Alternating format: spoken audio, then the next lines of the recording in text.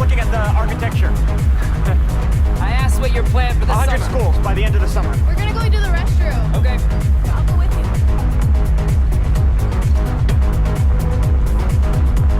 Your date looks so familiar to me. She looks familiar to a lot of people.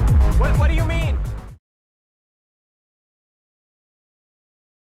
Lucas looked at her, some indecipherable expression crossing his face before it blanked again. The king has requested my presence for a meeting tomorrow. Don't worry, I won't be staying long, said Lucas. Now Hannah felt bereft. Then he looked her up and down and frowned. You're obviously not a guest. Are you working here? Lucas said. You're obviously not a guest, said Hannah, as if she needed him to tell her that, as if she wasn't acutely aware of her plain black shirt dress with short sleeves and a belt, nude tights and practical court shoes, minimal makeup, hair pulled back into a tidy bun, utterly unremarkable, a stark contrast to the beautiful women just feet away in their glittering finery. She lifted her chin in an unconsciously defensive gesture. I've worked here for the past 6 years. When Princess Leia arrives to marry the king, I'll be her lady-in-waiting. Princess Leia was the crown princess from neighboring Principality Isla Rosa, and she was promised to King Aristides in marriage and had been for years. There were rumors swirling that she was due to arrive any day now to fulfill her marriage agreement with the king. Lucas's gaze met hers again. His dark green eyes had always reminded her of the seas around Santander on a stormy day. Lucas took a step back and said, "You don't need to work. I've made sure of that." Pride stiffened her backbone. "I don't need your money," Hannah said. Lucas's face flinched minutely as if she'd struck him.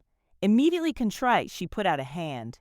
"I know what you're doing for us, Lucas, and my parents appreciate it, but I don't."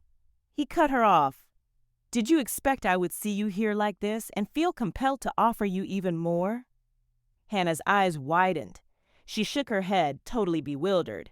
Lucas sounded cold, remote, cynical. She'd never met this man. He'd changed.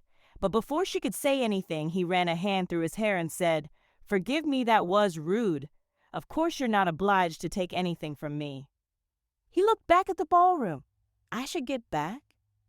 Hannah bit her lip. This wasn't how she'd imagined meeting Lucas again. There was so much between them. The air throbbed with it. As if hearing her thoughts, he looked at her for a long moment. But Hannah couldn't speak. Where did she start? And then he was gone. Hannah deflated like a balloon once he disappeared back into the crowd. As much as he could disappear, their differences couldn't be starker, and how much he'd changed couldn't be more obvious. He had edges now, and he'd grown cynical. Had the world of success done that to him? Love affairs with women? She'd been prickly with him just now because she still wanted him. After all this time, apart from fantasizing about what it would be like to see him again, she'd also fantasized that he would have lost his hold on her. But the last few minutes had blown that out of the water. And soon he would be gone again, back to his life on the other side of the world. He was here out of a courtesy to the king, that was all. Maybe for a day, 2 at the most. A sense of fatality gripped her. This was her last chance to make him really see her as a woman, not just his best friend's younger sister. She was a woman now, 24 years old, even if she was a virgin. Hannah scowled at herself.